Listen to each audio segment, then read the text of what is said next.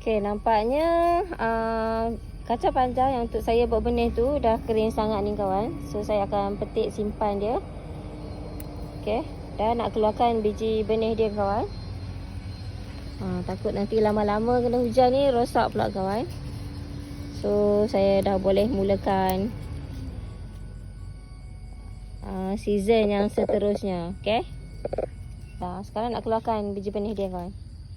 Okey kawan, jom kita keluarkan. Tengok dapat berapa biji benih kacang panjang saya ni.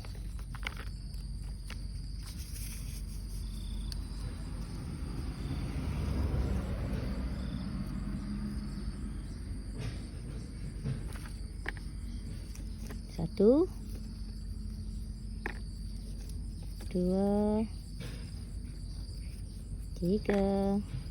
Last ni kecil, tak tahulah hidup ke tak. Okey, dah berapa tu tadi? Okey, ni hasil biji benih daripada batch yang lepas. Dapat dalam 26, 27 macam tu lah kawan. Bolehlah kita mulakan musim yang baru kawan ya. Saya rasa mungkin saya patut tanam di tepi parit ni, betul tak? Mesti cantik kan nak buat pagar. So dah lepas-lepas hujan ni bagus kalau kita mulakan tanaman kawan.